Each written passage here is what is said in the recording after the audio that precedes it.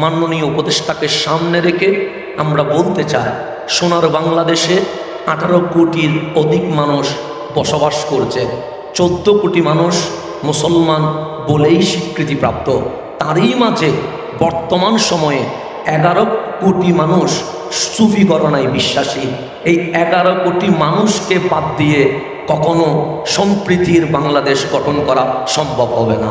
তাই আমরা মাননীয় উপদেষ্টা মহোদয়ের মাধ্যমে সোনার বাংলাদেশে দায়িত্বরত সকল প্রশাসনকে জানিয়ে দেব, মাজার থেকে উগ্রতা ছড়ানো হয় না, খানাকা থেকে উগ্রতা ছড়ানো হয় না, লঙ্গরখানা থেকে প্রেম ছড়ানো হয়, ভালোবাসা ছড়ানো হয়।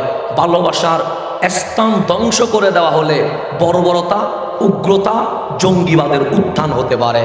তাই এই উগ্রতা, জঙ্গিবাদ, বর্বরতা দমনে লঙ্গরখানা, খানেকা যেই ঐতিহ্য, এই ঐতিহ্যকে ধরে রাখা শুধু সুফিদের দায়িত্ব নয়, সোনার বাংলার প্রতিটি মানুষের দায়িত্ব। আসসালামু আলাইকুম ওয়া রাহমাতুল্লাহি ওয়া বারাকাতুহু। আজ এই জাতীয় কনফারেন্সে মান্যবর প্রধান অতিথি সহ উপস্থিত সম্মানিত অতিথিবৃন্দ সকলকে জানাই আমার পক্ষ থেকে আন্তরিক মোবারকবাদ। আমার বিষয় বিশ্বায়নের যুগে বাংলাদেশ, তারুণ্যের নীতি নির্ধারণী ভাবনা। আজকে এই সময়ে এই গ্লোবালাইজেশন, বিশ্বায়নের এই যুগে এই বিষয়টা খুবই গুরুত্বপূর্ণ। আপনারা জানেন, বিশ্বায়নের এই যুগে দেশের গণতন্ত্র, রাষ্ট্র ও সমাজের পুনর্গঠনে তরুণদের অপ্রতিম অবদান অপরিহার্য। আজকে যেই সুফিজমের কথা বলছে, ইসলামের কথা বলছি, রসুল আকরাম সাল্লাল্লাহু আলাইহি ওয়াসাল্লাম ইসলামের দাওয়াত দেওয়ার আগে মক্কার জমিনে একটি রাষ্ট্র, একটি সমাজ, যেই শব্দ আমরা ইউজ করছি বৈষম্য মুক্ত রাষ্ট্র চায়, এটা আজ আমরা বলছি 1500 বছর আগে মক্কার জমিনে হিলফুল ফুসুলের মাধ্যমে যুবক রহমতুল্লিল আলামিন বৈষম্য মুক্ত সমাজ গঠন করে দিয়েছে। তো এই অনুপ্রেরণা সুফিজমের মধ্যে রয়েছে। ঠিক তারই ধারাবাহিকতা 52-এর ভাষা আন্দোলন, 71-এর মুক্তিযুদ্ধ, 90-এর স্বৈরাচার বিরোধী আন্দোলন, তেমনিভাবে জুলাই গণ অভ্যুত্থানের মধ্য দিয়ে তরুণদের চেতনাদীপ্ত অংশগ্রহণ আমাদের শিখায় গণতান্ত্রিক প্রতিষ্ঠানগুলোকে নতুন করে গড়তে হলে তরুণদের সরাসরি নীতি নির্ধারণী পর্যায়ে অন্তর্ভুক্ত করা প্রয়োজন। এভাবে আমরা সমাজে নতুন উদ্যম ও সাহসিকতার পরিবর্তন করতে পারব। আমাদের সমাজের ভিত্তি শক্তিশালী করতে সুফি দর্শনের সহিষ্ণুতা, মানবতাবাদ ও শান্তির বার্তা এক অপরিহার্য ভূমিকা রাখে। এই আদর্শকে শিক্ষা, সংস্কৃতি, সামাজিক জীবনে প্রতিষ্ঠিত করলে আমরা সকলের মাঝে আন্তরিক সম্প্রীতি ও সহ অবস্থান নিশ্চিত করতে পারব। বর্তমান বৈশ্বিক পরিপ্রেক্ষিতে ডিজিটাল অর্থনীতি, স্টেট আপ ইকোসিস্টেম এবং টেকসই শিল্পায়নের মাধ্যমে অর্থনৈতিক রূপান্তর সম্ভব। যুবশক্তির সৃজনশীলতা, উদ্ভাবনী মেধাকে কাজে লাগিয়ে দক্ষতা উন্নয়ন ও রপ্তানি নীতিতে নতুন দিগন্ত উন্মোচন করা আমাদের প্রাধান্য হওয়া উচিত। তথ্য প্রযুক্তির সঠিক ব্যবহার ও স্বচ্ছ শাসন বাস্তবায়নের জন্য আমরা ব্লকচেনের মতো আধুনিক প্রযুক্তির সমন্বয়ে দুর্নীতি রোধে কার্যকর ডাটাভিত্তিক নীতিমালা গড়ে তুলতে পারে। এই প্রক্রিয়ায় তরুণদের ভূমিকা ও উদ্দীপনা অত্যন্ত গুরুত্বপূর্ণ।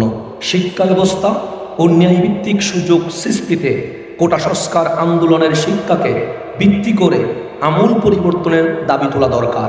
কারিগরি শিক্ষা ও ভোকেশনাল ট্রেনিংকে অগ্রাধিকার দিয়ে তরুণদের কর্মসংস্থানের সুযোগ বৃদ্ধি পাবে এবং আমাদের সমাজে মেধাভিত্তিক উন্নয়ন নিশ্চিত হবে।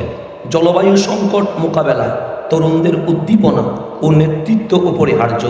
গ্রিন জবস, নবায়নযোগ্য জ্বালানি ও পরিবেশ বান্ধব নগরায়নের নীতিমালা গ্রহণের মাধ্যমে আমরা দেশের পরিবেশ রক্ষায় নতুন দিশা নির্ধারণ করতে পারব।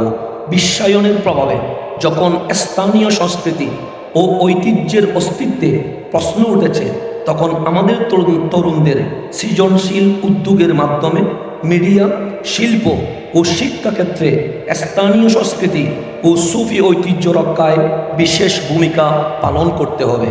রাজনৈতিক সংস্কারে তরুণদের অংশদারিত্ব নিশ্চিত করতে হবে। রাজনৈতিক দলের নীতি নির্ধারণী কমিটিতে কমপক্ষে 30% তরুণ প্রতিনিধিত্বের প্রস্তাব অত্যন্ত যুক্তিযুক্ত। স্থানীয় থেকে জাতীয় পর্যায়ে তরুণদের অংশগ্রহণ বাড়ালে আমাদের গণতান্ত্রিক ব্যবস্থা আরও মজবুত হবে। জুলাই বিপ্লব আমাদের শিখিয়েছে স্বৈরচারী শাসন ও প্রাতিষ্ঠানিক দুর্নীতির বিরুদ্ধে সচেতনতা ও প্রতিরোধ কতটা জরুরি।